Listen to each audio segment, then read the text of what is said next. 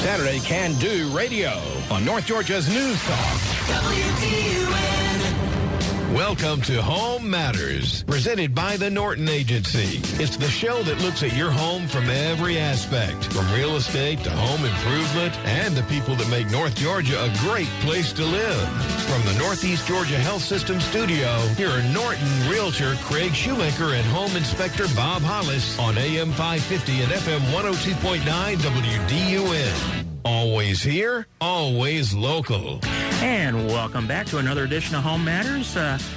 Inspector Bob Hollis here with Mr. Shoemaker, and enjoying another hot, steamy Georgia summer morning.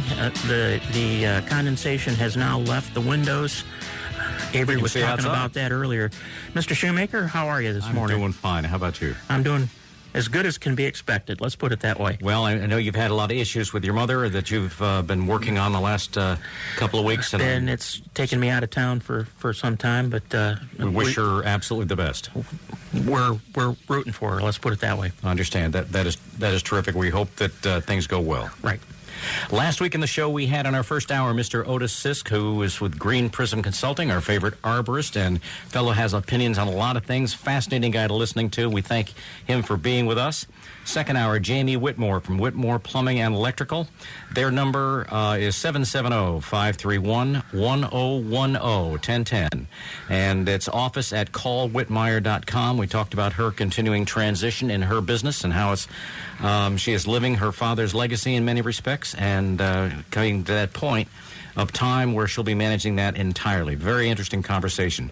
Later today, Scott Roberts from Roberts Plumbing will be along with us, and we're delighted to have with us for the first time this morning Mr. Anthony Grutadaurio with Red Oak Sanitation. Anthony, good morning to you. Good morning. How are you? Just doing great. Thank you. We appreciate you being here. I don't think people have a real concept about what Red Oak Sanitation is about, and that's what we're going to teach them. But let's go back a little bit to the fact that, and to the time when you started the business. If you talk a little bit about how you got started, why you got started, and what were those early years like? Well, Red Oaks got started in 2021. It was actually my partner and myself's third company. We had owned two smaller companies prior to that, and first time ever owning a business, we had made mistakes, and each time starting over, we kind of improved ourselves. The third one, I said, it's in over 25 years that we own it now, and we're very grateful, and still making mistakes, but I think we've learned a lot. I think our success has proved that we learned a lot. And we're looking forward to continued growth and opportunities in the future with doing similar to the same philosophies. Well, you've had a tremendous amount of growth. I think some of the rough numbers that I knew were kind of astonishing to me, the number of people that you service and take care of on a weekly basis. And so that growth factor alone has got to be something that's difficult to manage. And it has been. The hardest point is with rapid growth is getting employees in and getting them trained properly. It's great when you're taking on one new employee, a year or two a year, and the growth has forced us to grow a little quicker. That gives us a little bit of highs and lows about service levels, bringing new people on and coaching them up to be our standards. What are the keys to success, though, with that kind of growth? What would you say are the main reasons that you have been successful? Well, it goes back to the company's original philosophy when we started. I mean, we're privately owned. We're not a publicly traded company. Again, my partner and myself, and, to share this, my partner's no longer with us for 2 years now and stuff. And that was disappointing because when he passed, I realized that the almost 40 years that we've been together, over that period of time, there was no other person I spent that much time with, not family member, not anybody. We worked together day in and but, our philosophy was, it's not about profitability. It was about service, and the philosophy was take care of our employees, and if we take care of our employees will take care of our customers, and if we take care of our customers and we provide a high level of service, profitability and things like that will follow. Growing the company and how we built it, and profitability was more about philosophy versus objective. Okay, that's a great way to start and to talk about what this is really about, which is a tremendous organization. And talk about the various service locations that you folks have. Well, with the growth and expanding, we've had to open up additional service locations. We now have 4. We've opened up our 4th one in the last year, and it's just, it's logistics. You want to be relatively near to the service area that you are. Garbage trucks are not the most efficient on the road with driving and gas, so to turn around and have an excessively long drive to start a route just doesn't make sense. So it makes more sense to open up locations. All those locations are equipped with full service areas and very self-sufficient. And because your equipment needs a tremendous amount of service. The average truck probably needs to have something done to it daily at the end of the day. It works very hard. Holds a lot of weight, and there's a lot of stress on it. So yes, the need for service is much greater than most people would think. Anthony, talk about your service area a little bit. I know a lot of people listening may think, well, they're just located in Gainesville and they service this area, and it's really much larger than that, correct? Yeah, we service predominantly Metro Atlanta, all around the perimeter.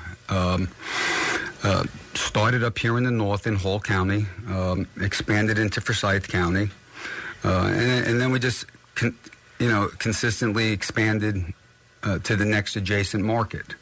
We've had the opportunity to jump south to a Stockbridge area to develop a south location. In the last couple of years, there was another opportunity that gave us our Douglasville location, and having good success with, again, bringing to the market what we've always had is that a commitment to service. And I know somebody's listening going, oh, you guys mess up or something. We do. We take our pride in, we might miss a pickup or stuff, but we're going to be responsive as well, faster than the average company is. Well, it's not, well, we missed you, we're going to wait till next week. It's, no, we're coming back to get it. Yeah, absolutely. Well, we find that small businesses like yours that service more than anything else are the ones that do, in fact, find that is a great path to growth. And you're going to get people that are loyal to you and will stick with you for a long period of time.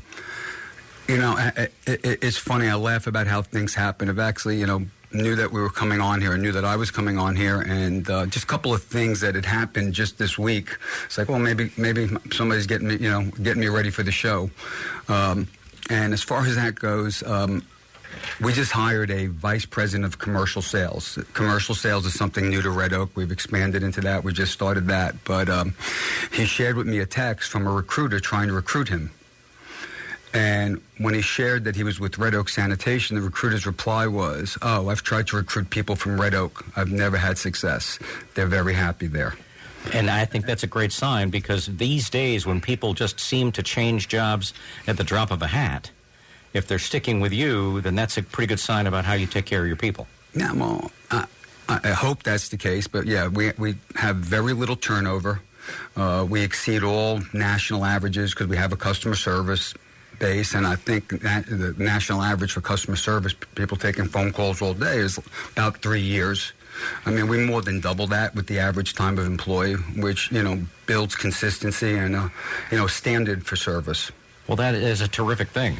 Let me go back to the equipment, though, for a bit. If you are out buying a new piece of equipment, what kind of money are you talking about? Well, that might throw you for a curve. A new truck today costs us about $500,000. Unbelievable. And the various features you're looking for that are important on that truck? Yeah, you can pay up front, or you can pay through the course of it, right? Meaning, buy the best equipment you can at the time, right? Our philosophy had always been like, we want to service our customers, not our equipment. So we would always buy, the top end equipment. We're making a big change that we've started a project with, and we expect to move forward with. And in this market, they have a few of them, is split body trucks. What does that mean? We're able to, in one pass, it's dual compartment truck, and we're able to pick up garbage and recycling in one pass. So instead of having 2 trucks come down your neighborhood, we're sending one. Actually, at the end of this month, we start the first round of getting a big purchase of them in to start converting the whole fleet and the service to this split body service. And it's better in every way. What Red Oak's plan is for going forward, it satisfies all of that. You just answered a question I was going to ask, and that is why, in my neighborhood, for example, why do I see a Red Oak truck come down and pick up the garbage. I'm not a customer. I use the local compactor, but my neighbors do. And then an hour later, another Red Oak truck comes and picks up another load from the same driveway, if you will. Yeah, and that's been the industry, and that's been the standard. And these newer split-body trucks, historically, they've been out there for scattered areas that you don't want to send two trucks for. We did an internal pilot project that we did it in high density. We found efficiency to be very high, and then when we look back at it and where we plan on heading, we really feel with this next push over this next year, we could stand there and say that we are the leader in recycling and environmental protection because of the split body trucks. We cut down our carbon footprint, air pollution, noise pollution by cutting the trucks, the amount of trucks running on a road in half. Exposure, right? There's one truck in a neighborhood. There's always exposure to accidents and things. The trucks break down. Anybody listening probably had a garbage truck leak hydraulic fluid in their neighborhood, right? And we cut all that exposure in half. That's the offset for recycling, right? You try to recapture and save some natural resources by collecting items, but you spend a lot of you're increasing fuel, double the air pollution, noise pollution to get that second truck on the road. So it's kind of an offset. And we feel the split body that we're moving to and why we think that's going to put us as the leader in the market is going to satisfy that. And we think customers will enjoy it. To your point, going out there at, 12 o'clock and your garbage can is empty, but the recycling truck hadn't gotten there yet. Eliminate that too. That's a little small thing. And basically, with the recycling product, what you're doing is just transporting it to another location. We'll come back to that after the break here. We're going to come back, and we're also going to talk about why are their garbage trucks pink. That's a big thing that we see here in the area. We'll be right back, folks. 770-535-2911. Home Matters is a presentation of the Norton Agency and North Georgia's News Talk, WDUN.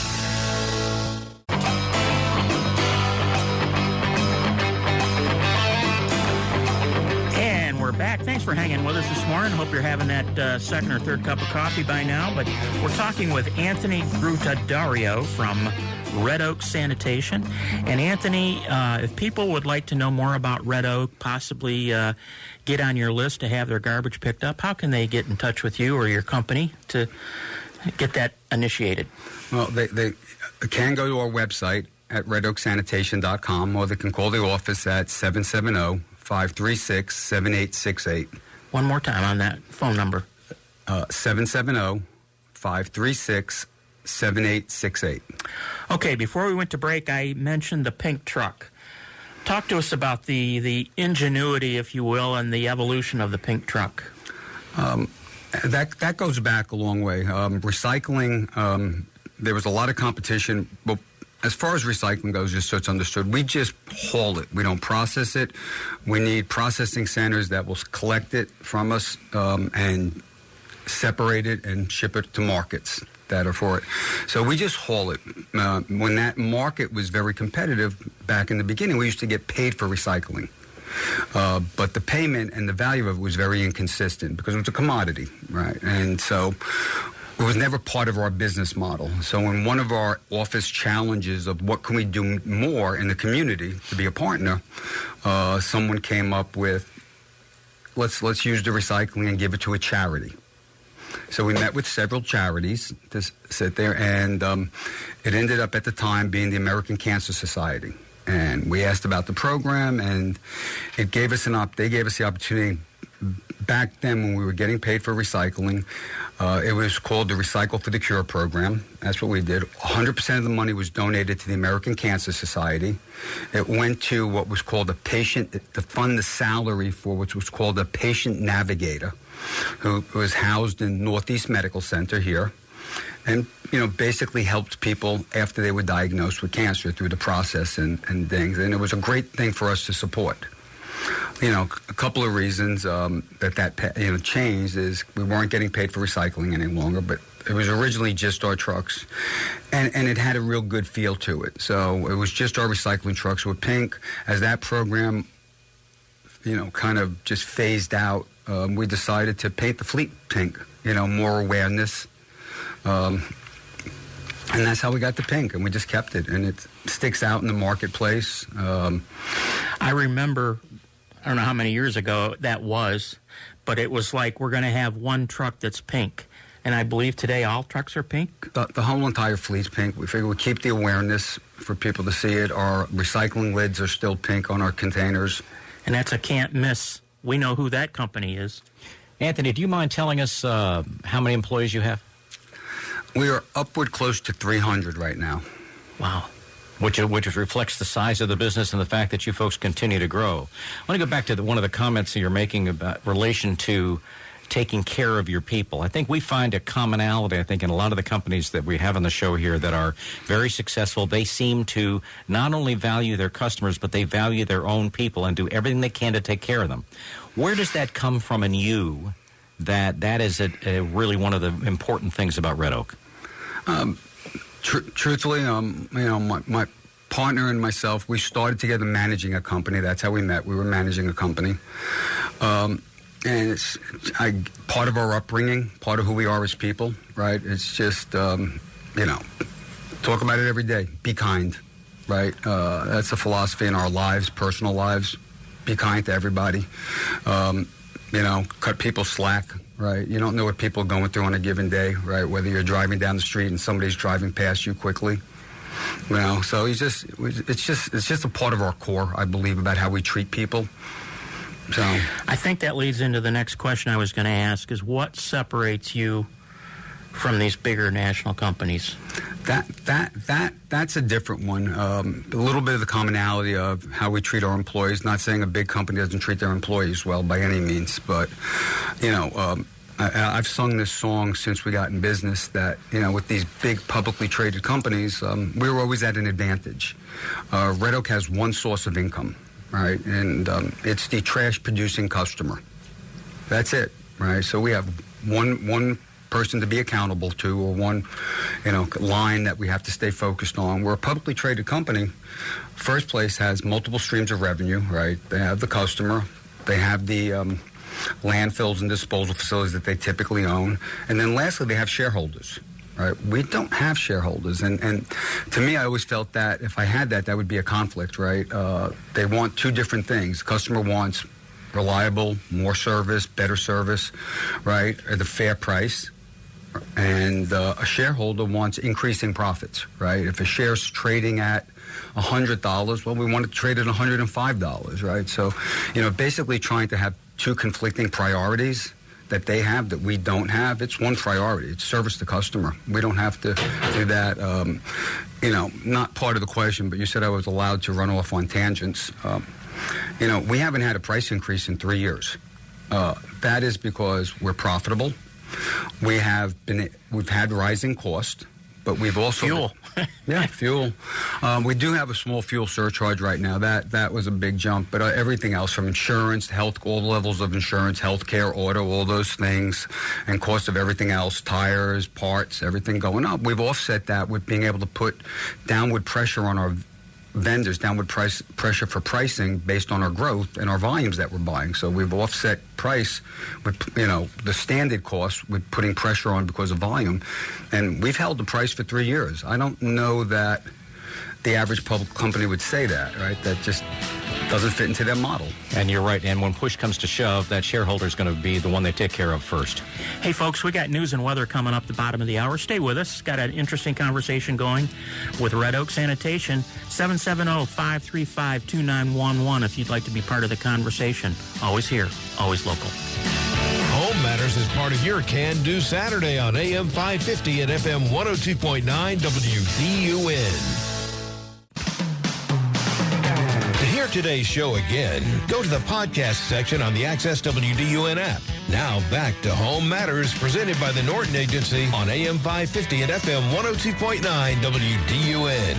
And we're back talking with Mr. Anthony Grutadaurio from Red Oak Sanitation, having a great conversation, talking everything. I don't want to say everything trash because it's not. It's a very important, highly automated business. And talk to me about, I know we talked a little bit off air about why you may be following a garbage truck down the road. Some garbage trucks may have a gentleman or a lady on the back of the truck, and some don't. It's the difference between what we refer to in our industry as semi-automated, which is the person on the back of the truck that'll push the can and have the truck dump it, to fully automated where there's a mechanical arm that reaches out. We're definitely, we have the industry as a whole is moving towards automation. The driving factor behind that is not what people think. It's not the efficiency. It's not profitability. It's more towards sustainability. Over the course of Red Oak, the ability to hire that person to work on the back of the truck we're finding it harder and harder to get somebody that wants to provide, do that job in today's world with technology and everybody. People want to sit behind desks, and so the drivers we're able to find. It's a good paying job. It's a respectful job, and the guy on the back of the truck, as we refer to as the helper, I got all the respect in the world.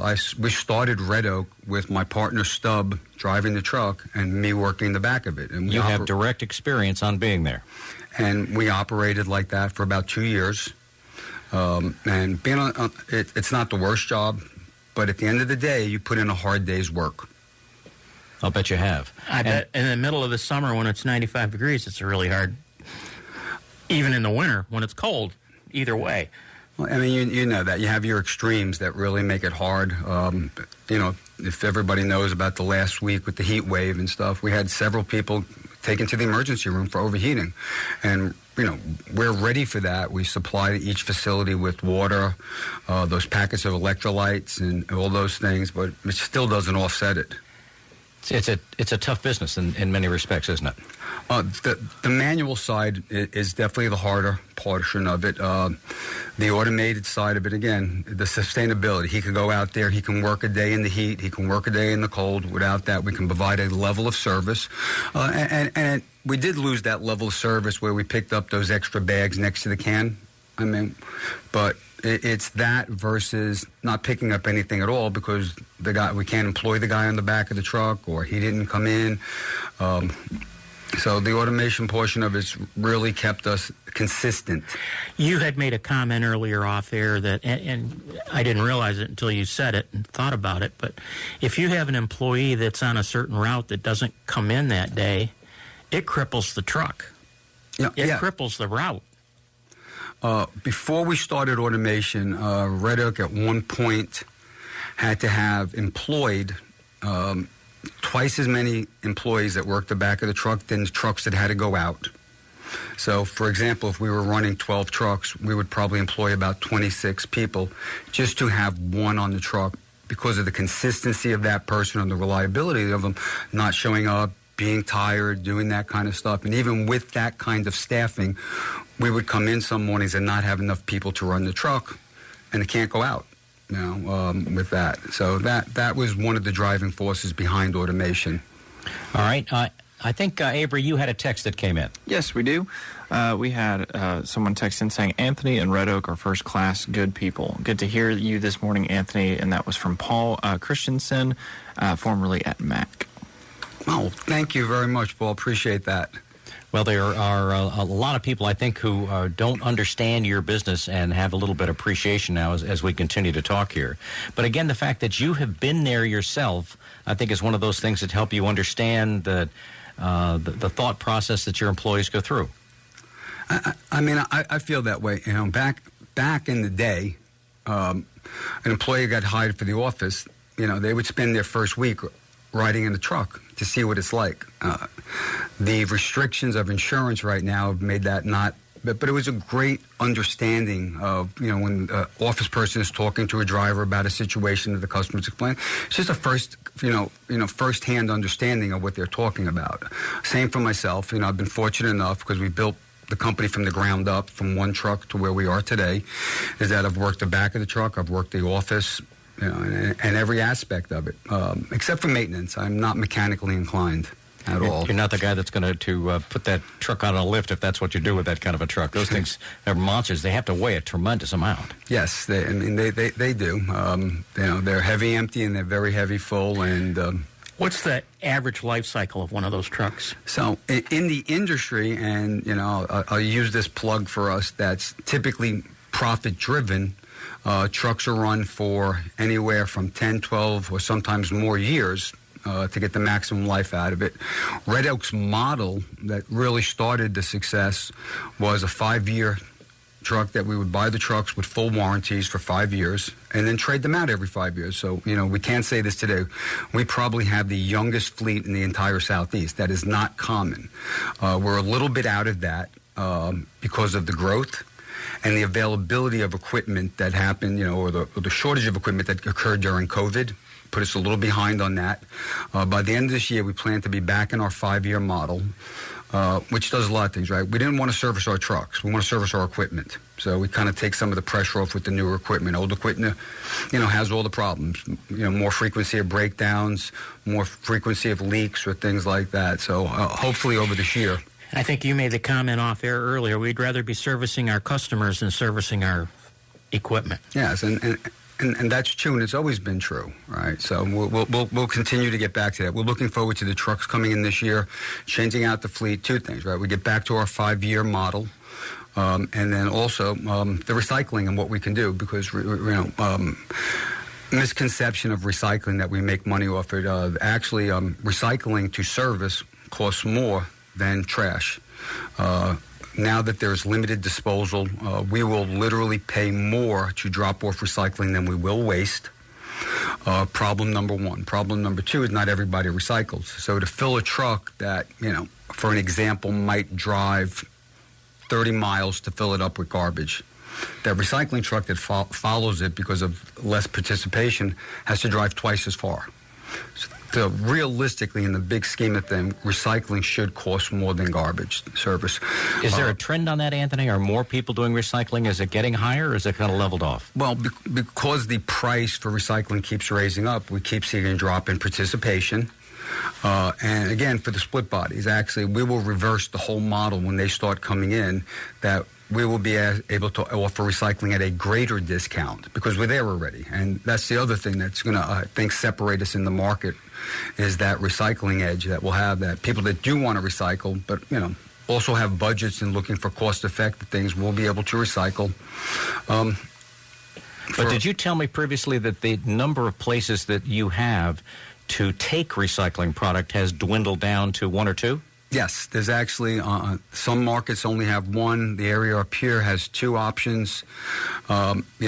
With that, as far as where Red Oak's going and what we hope to accomplish, if we can, based on our customer sides, if we had a higher participation within that customer, we would make steps in opening up our own facility. And every opportunity we get, we try to be self-sufficient, right? Because we don't let markets or business and recycling then again becomes cheaper because it'll be more of an add-on service versus a standalone business for us.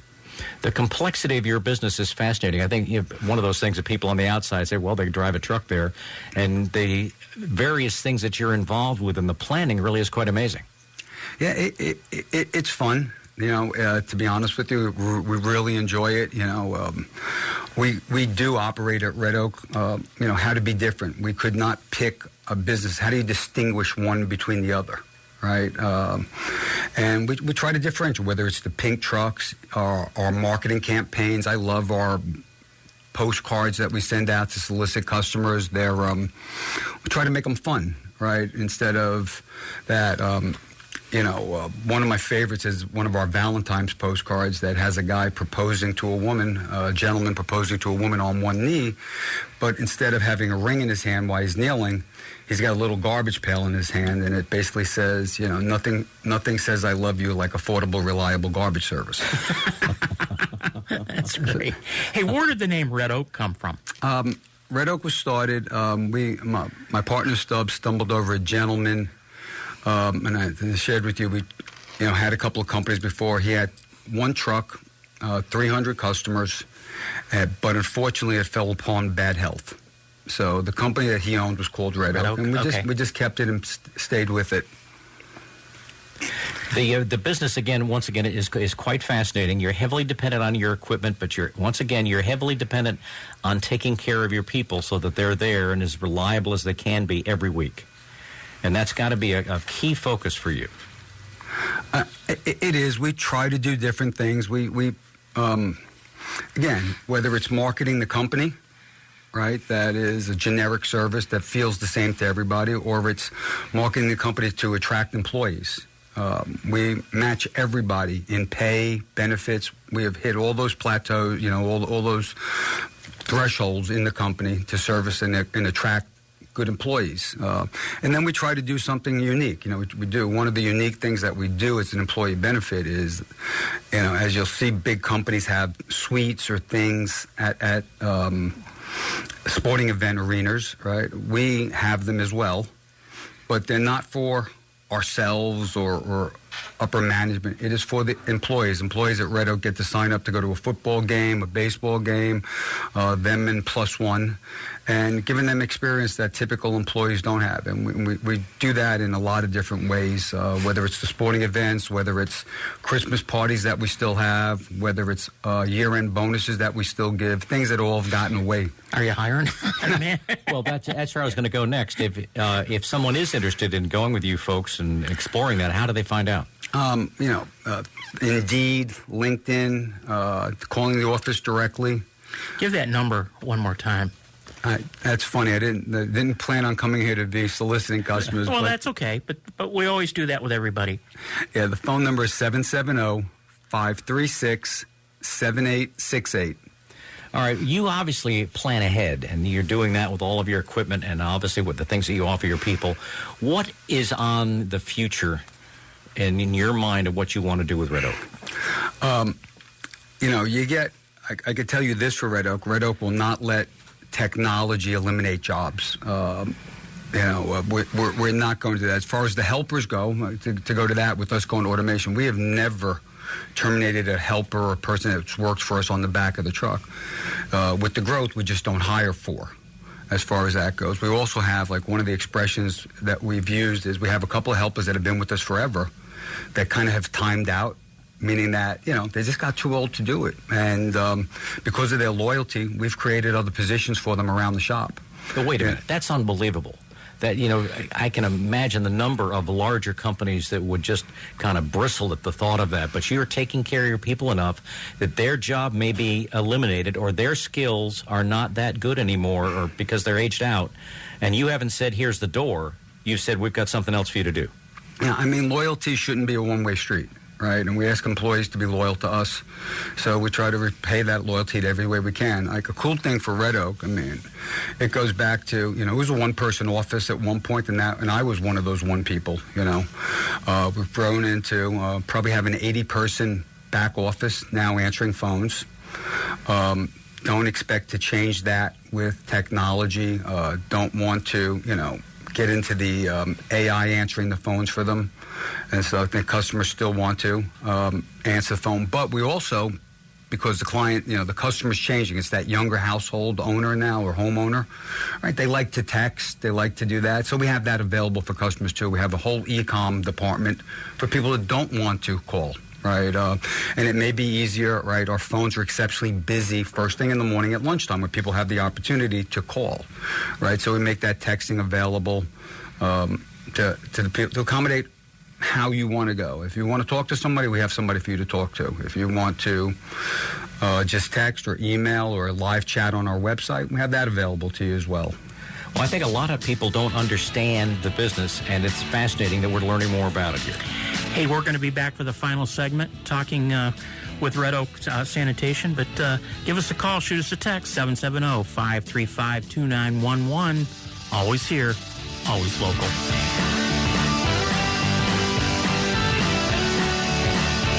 Matters is a presentation of the Norton Agency and North Georgia's News Talk, WDUN.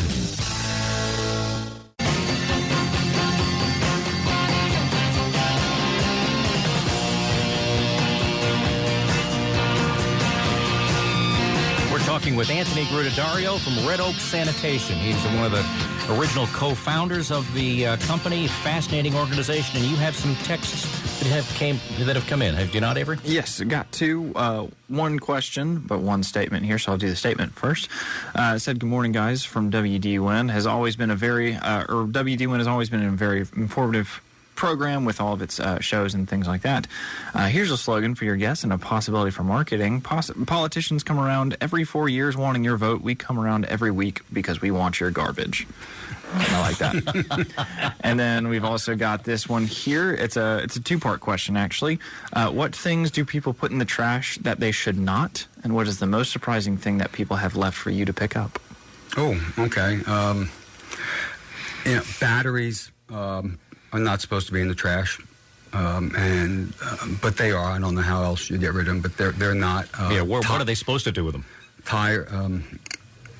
There's drop-off centers for them and stuff, but the smaller batteries are fine. The bigger batteries, where they really should get dropped off, they're the ones that will cause fires in our trucks, and we've had them. The truck is compacting, it hits the battery the wrong way, the acid gets into the truck, and it combusts, and we have a fire. So batteries, tires, oils, wet paint. Paint, yeah. Paint is a big one. We take it, but it needs to be dried out with kitty litter or something.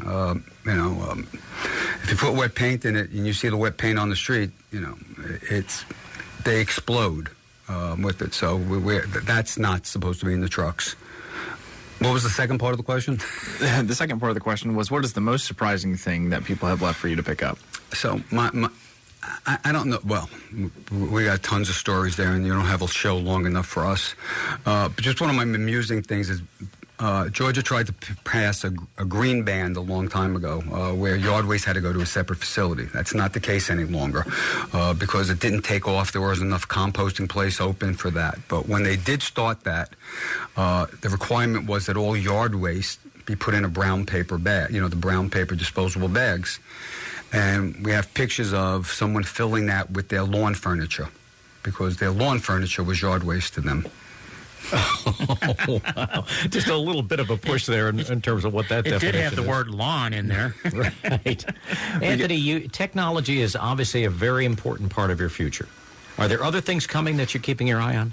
Yeah, I mean, we're starting it right now. We've launched it, and it's developing, going from paper route sheets in the trucks to tablets.